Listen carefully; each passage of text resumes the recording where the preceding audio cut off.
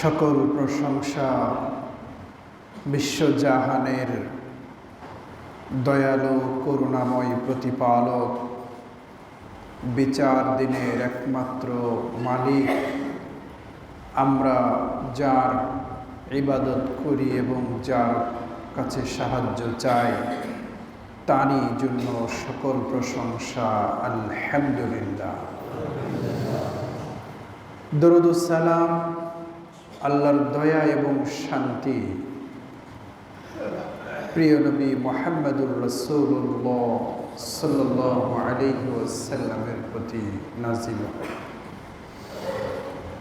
এবং তার পরিজন, পরিবার এবং সাহাবীদের উপরে এবং কিয়ামত পর্যন্ত যত মানুষ একথার সাক্ষ্য দেবে যে আল্লাহই আমার একমাত্র রব, প্রভু, মুহাম্মদ সাল্লাল্লাহু আলাইহি ওয়াসাল্লাম আল্লাহর বান্দা এবং রাসূল, তাদের সকলের উপরেই আল্লাহর দয়া এবং শান্তি বর্ষিত হোক। আসসালামু আলাইনা ওয়া আলা ইবাদিল্লাহিস সালিহিন। আমাদের উপরে আল্লাহর শান্তি বর্ষিত হোক, শান্তি বর্ষিত হোক সালেহ সৎকর্মশীল বান্দাদের উপর। প্রিয় মুসল্লিবৃন্দ, আমরা বিভিন্ন আলোচনা, খুতবার মাঝে, বক্তব্যের মাঝে, কোরআন হাদিস পড়াশোনার মাঝে শুনে থাকি দুনিয়াতে কিছু ব্যক্তি রয়েছেন যারা জান্নাতের সুসংবাদ লাভ করেছিলেন। এরকম জান্নাতের সুসংবাদ লাভকারী ব্যক্তির সংখ্যা কাছাকাছি প্রায় 100 জনের মতো। একটি হাদিসে 10 জনের কথা এসেছে, আর আরও বিভিন্ন জায়গায় বিভিন্নভাবে আরও অনেক ব্যক্তির কথা পাওয়া যায়। তো এগুলো আমরা জানি যে জান্নাতের সুসংবাদ প্রাপ্ত কিছু মানুষ ছিলেন। তো এটা আলোচনা কম হয়, যদিও এটাও এর পাশাপাশি জরুরি যে কোন কোন মানুষগুলো যাদেরকে রাসূলুল্লাহ সাল্লাল্লাহু আলাইহি সাল্লাম জাহান্নামী বলে সংবাদ দিয়েছেন। মানে বিষয়টা বিপরীত।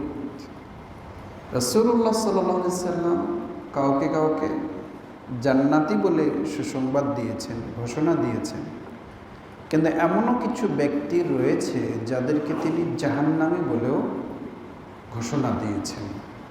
যেমন তিনি বলেছেন হুয়া ফিন্নার, সে তো জাহান্নাম, সে জাহান্নামের বাসিন্দা। তো জান্নাতের সুসংবাদ লাভকারী বান্দা সৌভাগ্যবান ব্যক্তি, কিন্তু এমন কিছু হতভাগা ব্যক্তি রয়েছে যাদের ব্যাপারে কিয়ামত হয় নাই, হ্যাঁ, অথচ ঘোষণা এসেছে যে তারা কি জাহান্নাম। যেমন আপনারা জানেন যে আবু লাহাবের কথা, তাব্বাত ইয়াদা আবি লাহাব ওয়া তাব, ধ্বংস আবু লাহাবের 2 হাত নিজেও, তাই না? মা আগনা আনহু মালুহু ওয়া মা কাসাব, ওকে ধ্বংসের হাত থেকে বাঁচাতে পারেনি। কে বাঁচাতে পারেনি? মানুষ ধ্বংসের হাত থেকে বাঁচার জন্য দুটো জিনিস সঞ্চয় করে, সম্পদ এবং কিছু লোকবল, তাই না? যে তাকে বিপদে কি করবে, বিপদে সহযোগিতা করবে। আর টাকা হলে তো বাঘের দুধ পাওয়া যায়, আমরা বলি না, টাকা হলে তো বাঘের দুধও পাওয়া যায়। তো ধ্বংস যদি এসে যায়, কারণ নসিবে যদি ধ্বংস এসে যায়, তো আল্লাহ যদি কাউকে ধ্বংস করে তো ব্যক্তি কি এই মাল সম্পদ, ওই লাঠি, ওই মাটি, ওই অস্ত্র, এগুলো করে কি আল্লাহর গজব থেকে কি নিস্তার পাওয়া যাবে? যাবে না। মা আগনা আনহু মালুহু ওয়া মা কাসাব। ও যে মাল, ওর যে মাল ছিল, সম্পদ ছিল, ওয়েলথ অ্যান্ড প্রপার্টিজ ছিল, এবং ও যা অর্জন করেছে ওর আশেপাশে, ওর যে ক্ষমতা, দাম্ভিকতা, তার লোকবল, এগুলো তার কোনো কাজে আসবে না। আসেনি, আবুল আহাবের আসেনি।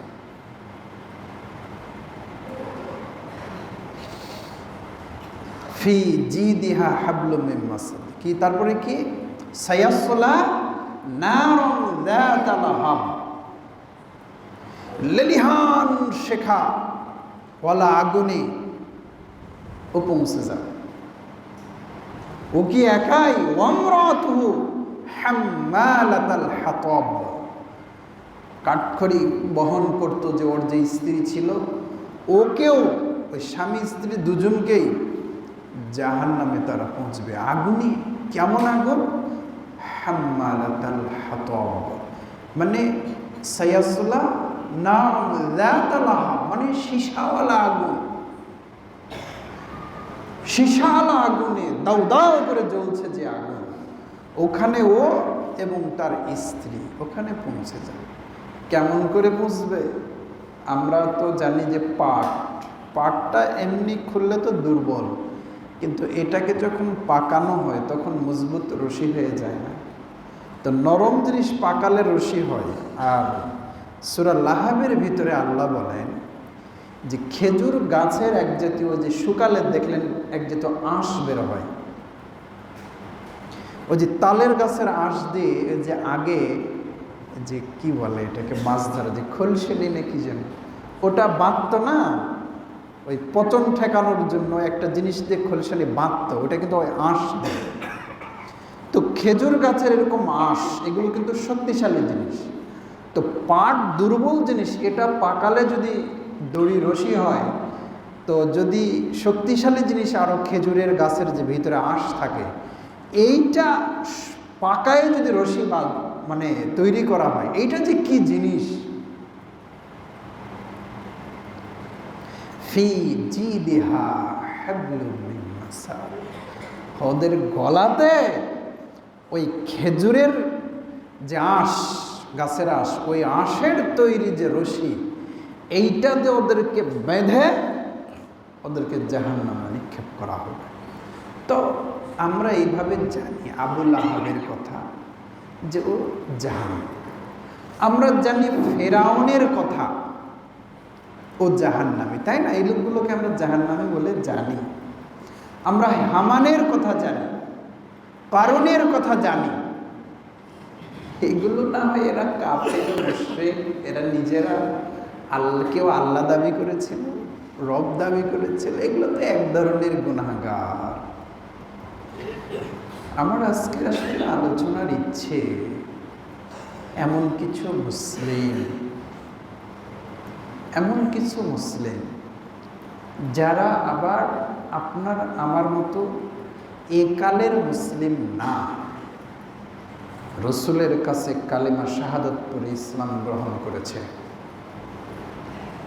রসুলের পিছনে সালাত আদায় করেছে, তাহাজ্জুদ পড়েছে, সিয়াম রেখেছে, রসুলের সঙ্গে কাফেরদের বিরুদ্ধে জিহাদের ময়দানে শত্রুর মোকাবেলা করেছে, এমন সাহাবী।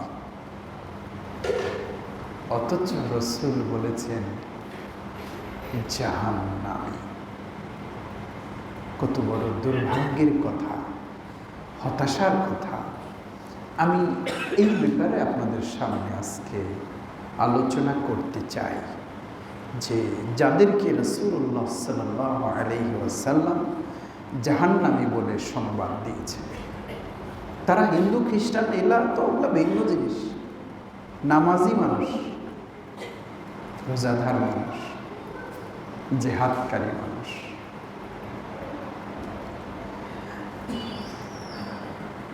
আল্লাহ রাসূল সাল্লাল্লাহু আলাইহি সাল্লাম এর সম্পদ, রাষ্ট্রীয় সম্পদ অথবা গনিমতের মাল পাহারা দেওয়ার জন্য একটা লোক নিয়োগ করেছিলেন, ইউকালু লাহু কারকারা, যাকে মানুষ কারকারা বলে ডাকত।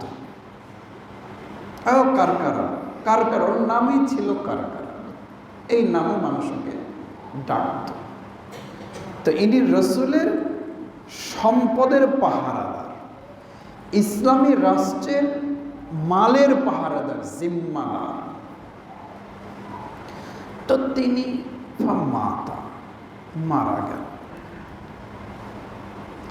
তা রাসূলুল্লাহ সাল্লাল্লাহু আলাইহি সাল্লামকে জানানো হলো যে কারা মারা গেছে। রাসূল বললেন, হুয়া ফিন্নার, সে জাহান্নামী। ইন্না লিল্লাহ। রাসূল যাকে পাহারাদার নিযুক্ত করেন তার ব্যাপারে রাসূল কি বলছেন? জাহান্নাম, হুয়া ফিন্নার। কেন? তাকে মাল পাহারা দেওয়ার দায়িত্ব দেওয়া ছিল, সম্পদ সে রক্ষা করবে। সে কি করেছে? সেখান থেকে একটা চাদর সে আত্মসাৎ করেছে, মেরে খেয়েছে। তো কি বোঝা গেল? এই লোকটা কি ইসলাম কবুল করেনি? মুসলিম। সে কি রসুলের সঙ্গে সালাত আদায় করেনি? সে কি সিয়াম রাখেনি? রসুলের আনুগত্য করেনি? কিন্তু বাইতুল মাল, মুসলিমদের যে সম্পদ, এই সম্পদ থেকে সে একটা চাদর চুরি করেছে, খেয়ানত করেছে, আত্মসাৎ করেছে। এজন্য রাসূলুল্লাহ সাল্লাল্লাহু আলাইহি ওয়াসাল্লাম বললেন কি, হুয়া ফিন্নার, এ তো জাহান্নাম।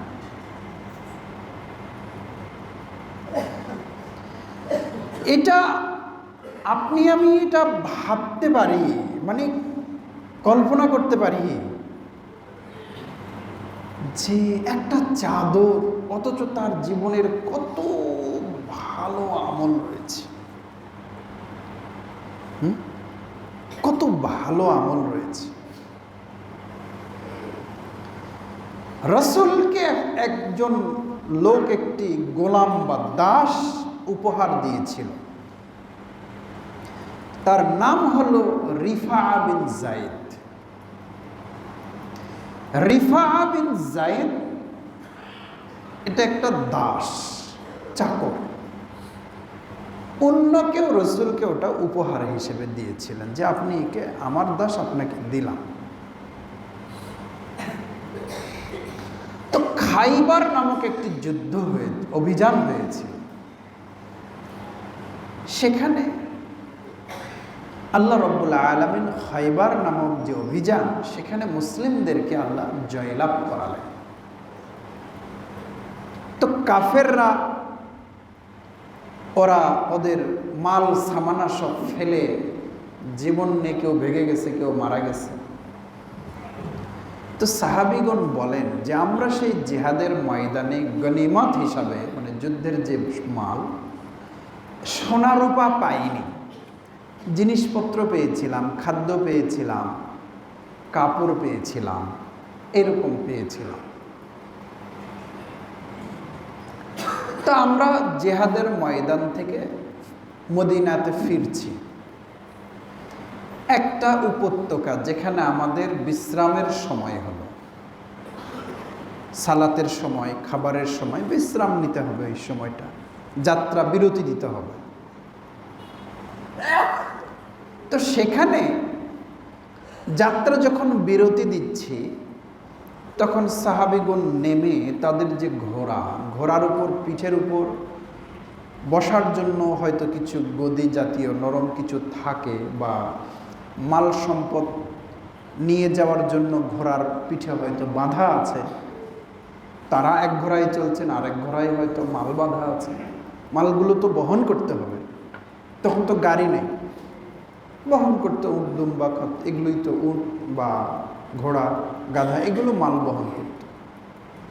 তো সাহাবীগণ যখন বিশ্রাম নেবেন, তো বাহনগুলোর বিশ্রামের প্রয়োজন আছে না। সাহাবীগণ বিশ্রাম শেষ করে যে বাহনের উপরে উঠবেন, ওই বাহন যদি অচল হয়ে থাকে, ক্ষুধায় থাকে, তো যেতে তো পারবে না। এই জন্য ঘাস পাতা আছে এরকম একটা জায়গায় ওই বাহনগুলো, উট বা ঘোড়াগুলোর পিঠে যে বোঝা আছে এগুলো খুলে নেমে রাখতেন, ফ্রি হয়ে গেল। এরা তখন ওই চড়ে চড়ে বিভিন্ন ওই ঘাস পাতা খেত। এরপরে খাওয়া যখন শেষ হবে, সাহাবীদের বিশ্রাম শেষ, আবার ওদের পিঠে আবার বোঝা উঠাই দিয়ে আবার রওনা হবে। তো রিফা বিন যায়েদ, এটা হলো কি বললাম, রাসূল সাল্লাল্লাহু আলাইহি সাল্লামকে একজন ব্যক্তি একটি গোলাম বা চাকর, দাস উপহার দিয়েছিল। এই ব্যক্তি হলো রিফা বিন যায়েদ। তো রিফা বিন যায়েদ তখন তার ওই বাহন থেকে ওই জিনিসপত্রগুলো খুলে নেমে রাখছে। হঠাৎ করে একটা তীর এসে লেগে গেল। ওই এক তীরের আঘাতে রিফা বিন যায়েদ মারা গেল। সাহাবীগণ বললেন, আহ, কতই না সৌভাগ্যবান, হ্যাঁ, বাড়ি ফিরতে আমরা পারিনি, জিহাদও শেষ হয়ে গেছে, আমরা রাস্তা পথে, এই সময় শত্রু উট পেতে থেকে তাকে তীর মারল, সেই তীরের আঘাতে সে শহীদ হয়ে গেল। কতই না সে সৌভাগ্যবান, কতই না সে সৌভাগ্যবান যে তীরের আঘাতে শহীদ হয়ে গেল। আল্লাহ রাসূল সাল্লাল্লাহু আলাইহি সাল্লামকে একথাটা সাহাবীগণ বললেন, হে রাসূল, ওই রিফা বিন যায়েদ তীরে আক্রান্ত হয়েছে, ওই এক তীরে ঢলে পড়ে রক্তক্ষরণে তো মারা যাচ্ছে, রিফা মারা গেছে। সাহাবীগণ একথা বলেন, বলছেন যে রিফা শহীদ হয়ে গেছে। রিফা কি হয়েছে? শহীদ হয়ে গেছে। উস্তুশহিদা রিফা বিন যায়েদ। আল্লাহ রাসূল এই কথা শুনে বলেন, কাল্লা, না, হতে পারে না। দেখেন সাহাবীগণ কি বলেন, দিকে রিফা বিন যায়েদ কতই না সৌভাগ্যবান, তীরের আঘাতে সে শহীদ হয়ে গেল। রাসূল বলছেন, কাল্লা, কখনো নয়, অসম্ভব, সে শহীদ হয়নি।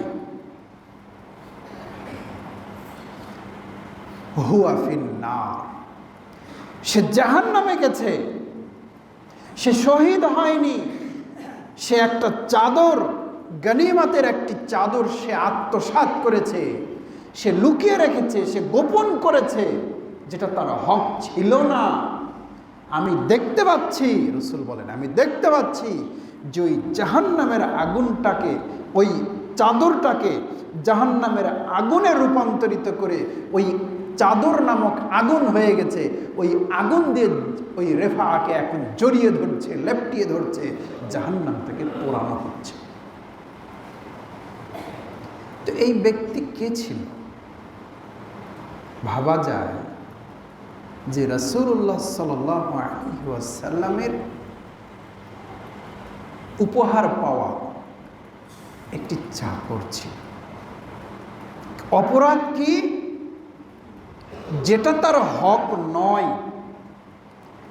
যেটাতে তার he has no right to take, যেটা তার নেয়ার অধিকার ছিল না, সেই জিনিসটা সে নিয়ে ফেলেছে। সে মুসলিম, তার নামাজ আছে, রোজা আছে, কিন্তু সে খেয়ানত করেছে। সে মাল আত্মসাৎ করেছে। রসুল জীবিত, রসুল বলছেন। আমরা এই জন্যই আমি বললাম যে আমরা জান্নাতের সুসংবাদ প্রাপ্ত সাহাবীদের কথা জানি, কিন্তু জাহান্নামের দুঃসংবাদ প্রাপ্ত ব্যক্তিদের কথা আমরা জানি না। এই যে রসুল তাকে বললেন সে জাহান্নামী। অপরাধটা কি?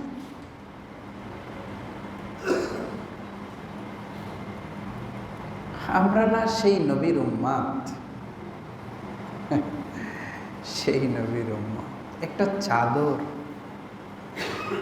আত্মসাতের জন্য জাহান্নাম।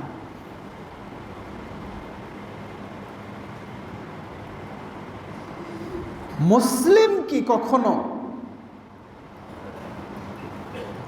কোন দোকানের কর্মচারী মালিক অনুপস্থিত থাকলে মালিকের টাকা পয়সা আত্মসাৎ করতে পারে? সে মুসলিম।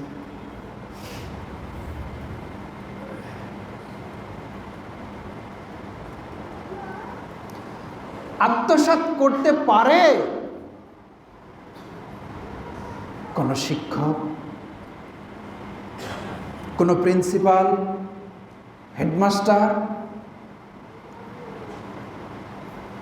যাকে জিম্মাদারি দেওয়া হয়েছে এই প্রতিষ্ঠান আপনার আমার, সে কি সেখান থেকে আত্মসাৎ করতে পারে? সে মুসলিম তো।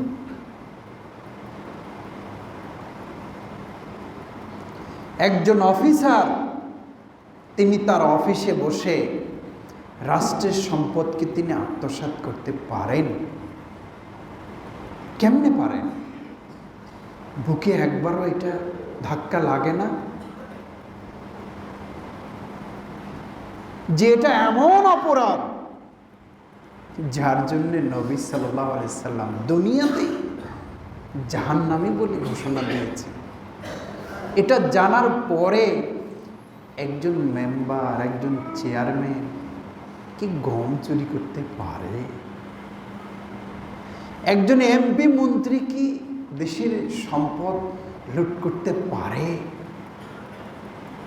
সে মুসলিম, হজও করে, মানুষকে দানও করে, বড় বড় টুপিও পরে, ওয়াজ মাহফিলে প্রধান অতিথি না বানালে মাহফিল বন্ধও করে দেয়।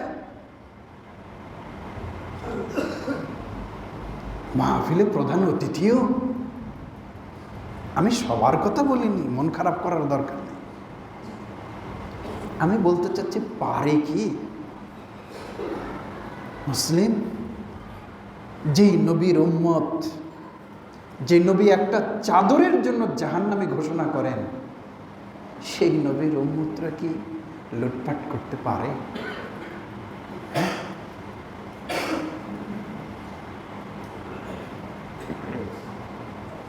কেমনে সম্ভব? বিশ্বাস করেন আমার মতো কিছু আলেম,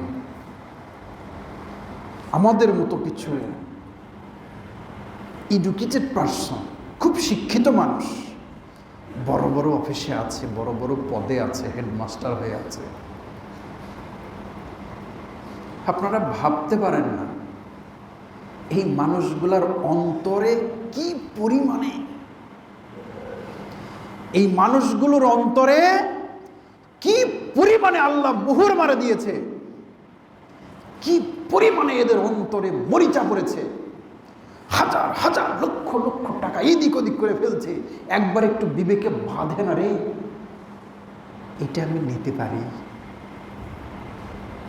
এটা আমার জন্য জায়েজ, এটা আমার জন্য বৈধ, একবার একটু বিবেকে বাঁধে না। জানেন সমাজে আমরাই বড় মানুষ, আমাদের কত দাম, আমরা একটা হাত দিলে হাজার হাজার লাঠি বের হয়ে যায়।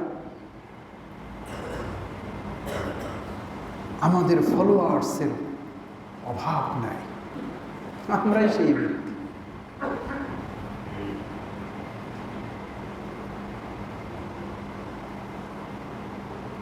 বড় কষ্ট লাগে জানেন,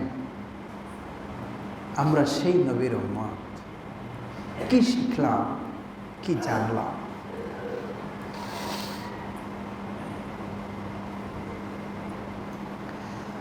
আল্লাহ রাসূল সাল্লাল্লাহু আলাইহি ওয়াসাল্লাম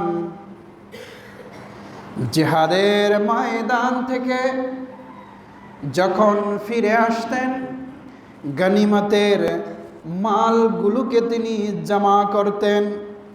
বেলাল যেহেতু দরাজ কণ্ঠের অধিকারী মানুষ, বেলালের কণ্ঠের আওয়াজ যেহেতু দূর দূরান্ত পর্যন্ত পৌঁছে, বেলালকে নবী আদেশ করতেন, বেলাল তুমি যাও মদিনার অলিতে গলিতে তুমি ঘোষণা করে দাও, জিহাদের ময়দানে যে সম্পদ তারা পেয়েছে নবীর দরবারে যেন এখনই তা সবাই জমা করে দেয়। বেলাল ঘোষণা করতেন এবং বেলালকে বলা ছিল তুমি যেখানে যাবে সেখানে 3 বার করে বলবে। কয়বার করে বলবে? 3 বার করে বলবে যে যার কাছে যার সম্পদ আছে, মানে নিজস্ব না, ওই যেগুলো মানে পাওয়া, সব জমা করো। বেলাল 3 বার করে বলতে, তো সাহাবীগণ জমা করতেন। এরপর রাসূলুল্লাহ সাল্লাল্লাহু আলাইহি সাল্লাম মোট সম্পদকে 5 ভাগ করতেন। কত ভাগ? 5 ভাগ। 5 ভাগ করে 1 ভাগ রাসূল নিজের কাছে রেখে দিতেন, তাকে তো রাষ্ট্র চালাতে হবে। আর যে বাকি 4 ভাগ থাকলো, এই 4 ভাগ এটা তো সাহাবীদের জিহাদের ময়দানে তারা বিবি বাল বাচ্চা পরিবার ছেড়ে চলে গেছে, ছেড়ে তো তারা জিহাদের ময়দানে গেছে, তো তাদের হক আছে না? তখন এই বাকি 4 ভাগ সাহাবীদের মাঝে আবার রাসূলুল্লাহ সাল্লাল্লাহু আলাইহি ওয়াসাল্লাম বন্টন করে দিতেন। তো বন্টন করে দেওয়ার পরে পেলে তো সেটা হালাল, নবী দিয়েছে, কিন্তু সমস্যাটা কোন জায়গায়? লুকাই ফেলছে, ওটা দেবে না। আল্লাহ রাসূল ঘোষণা করলেন, বেলালকে দিয়ে বলালেন, বেলাল তুমি যাও, তুমি ঘোষণা করে দাও যার কাছে যে সম্পদ আছে সেই সম্পদগুলো যেন জমা করে দেয়। সাহাবীগণ সেই সম্পদগুলো নিয়ে আসলেন, রাসূলের দরবারে সব সম্পদ জমা হয়ে গেল। এবারে রাসূল 5 ভাগের 1 ভাগ রেখে বাকি 4 ভাগ তিনি বন্টন করে দিলেন। এরপরে যখন বন্টন শেষ হয়ে গেল, একজন সাহাবী একটা চুলের তৈরি, পশমের তৈরি একটি লাগাম বুঝুন তো আপনারা, গরুতে আমরা কি দিই? নাকে লাকল দিই, লাগাম, উট বা ঘোড়ার লাগাম তৈরি ছিল কিসের? চুল দিয়ে তৈরি, পশম দিয়ে তৈরি, চুল দিয়ে তৈরি একটা লাগাম, পেকে পেকে দড়ির মতো করে তৈরি ছিল। একজন সাহাবী তিনি রাসূলের পিছনে সালাত আদায় করেন, সিয়াম পালন করেন, রাসূলের সঙ্গে জিহাদ করেছেন। এই বন্টন যখন সব হয়ে গেল, ওই একজন ব্যক্তি, একজন সাহাবী পশমের তৈরি একটা লাগাম, একটা তুচ্ছ বিষয় নবীর কাছে নিয়ে এসেছেন। নিয়ে এসে বলেন, হে রাসূল, এই জিনিসটা আমার কাছে তো রয়ে গেছে, এটা অত যুদ্ধের গনিমতের মাল। না, ভালো নিয়ে এসছে। রাসূল উল্টে তাকে বললেন, বেলাল কি যখন ঘোষণা দেয় 3 বার করে বেলাল বলেছিল, ঘোষণা দিয়েছিল, যার কাছে যা আছে তা তোমরা রাসূলের কাছে তোমরা জমা করে দেবে। এই ঘোষণা কি তুমি শুনেছিলে? 3 বার ঘোষণা হয়েছিল, শুনেছিলে? সে বলল, নাম, হ্যাঁ আমি শুনেছিলাম। তো মা মানাকা আন তাজিয়া বিহি, তোমাকে কিসে বারণ করেছিল, কিসে আটকিয়ে দিল, কি নিষেধ করলো, তখন কেন এটা নিয়ে আসলে না? তখন আনলে না। দায়িত্বশীল মানুষ যারা আছেন অন্যের সম্পদ নিয়ে যারা নাড়াচাড়া করেন, যার যে জিম্মাদারি আছে, আল্লাহ রসুল বলেছেন, আলা কুল্লুকুম রাইন ওয়া কুল্লুকুম মাসউলুন আন রাইয়াতিহি। সাবধান, তোমরা প্রত্যেকেই জিম্মাদার, দায়িত্বশীল। ওয়া কুল্লুকুম মাসউলুন আন রাইয়াতিহি, এবং যার যে দায়িত্ব, ওই দায়িত্বের ব্যাপারে কিয়ামতের দিন হিসাব বুঝে দিতে হবে।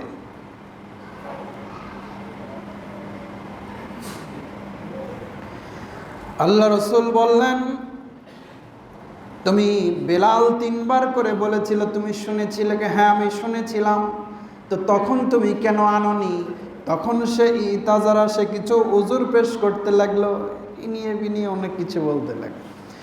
আল্লাহ রসুল বললেন, শোনো, আমি তোমার এই জিনিসটা আমি আর গ্রহণ করতে পারলাম না। কিয়ামতের দিন কুন আনতা তাজিউ বিহি ইয়াউমাল কিয়ামাতে, কিয়ামত যেদিন হবে, হে আমার সাহাবী বেলাল ডেকেছিল, ঘোষণা হয়েছে 3 বার করে তুমি জমা দেবে। তুমি সেই ডাক শুনেছ, ডাক শোনার পরেও তুমি আল্লাহর সম্পদ তুমি আত্মসাৎ করে রেখেছ। তুমি আজকে এখন নিয়ে এসেছো, বন্টন হয়েছে, আমি নবী আমি নিতে পারবো না, আমি নিলাম না, অসম্ভব। কিয়ামতের দিন তুমি এটা নিয়ে কিয়ামতের দিন আল্লাহর কাছে হাজির হয়ে যাবে।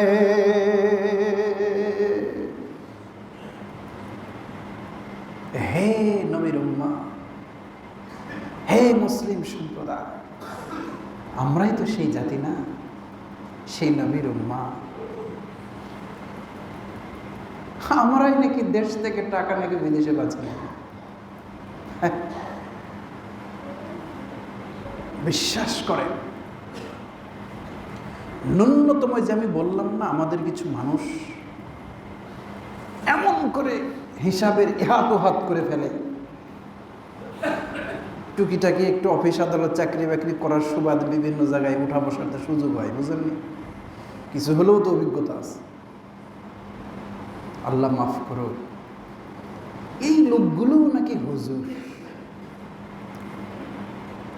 এই লোকগুলো নাকি প্রিন্সিপাল, এই লোকগুলো নাকি হেডমাস্টার, এই লোকগুলো নাকি শিক্ষক, নাকি জাতির কারিগর।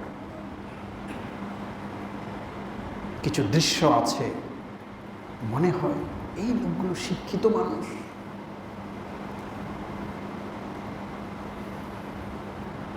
ন্যূনতম মানবিক গুণ, মনুষ্যত্ব কি আমাদের ভিতরে আছে? এটা শুধু নিজের উপরে দোষটা দিলাম। আপনি আমি যে সমাজে থাকি, ডানে বামে তাকিয়ে দেখেন তো, কি শিক্ষিত, কি অশিক্ষিত, কে সরকারি দল, কে বিরোধী দল, যার যেখানে সুযোগ সুবিধা, মানুষ কি অবস্থায় আছে, মানুষ বৈধ উপার্জনের বিষয়ে কতটা আন্তরিক, আর অন্যের সম্পদ কোনোভাবে মেরে খাওয়া, কোনোভাবে লুট করা, কোনোভাবে হিসাবে গরমিল করে নিজের পকেটে ঢুকানো, সেটা কীরকম অবস্থা। এটা কোথায়? এটা কি বাংলাদেশ? এটা তো মুসলিমদের দেশ। আপনিও আমিও কি সেই মুসলিম? আপনি আমিও কি সেই নবীর উম্মাহ? ভাবতে কষ্ট লাগে। প্রিয় সুধী, নাসিহা এটাই, আমরা জান্নাতের সুসংবাদ প্রাপ্ত ব্যক্তিদের কথা জানি, জাহান্নামের সংবাদ প্রাপ্ত ব্যক্তিদের কথা জানি না। জাহান্নামের সংবাদ পেয়েছে এই দুনিয়াতে কারা? যারা জনগণের সম্পদ আত্মসাৎ করেছে, লুট করেছে, মেরে খেয়েছে, তারা। আল্লাহ, এটা এমন এক ধরনের পাপ,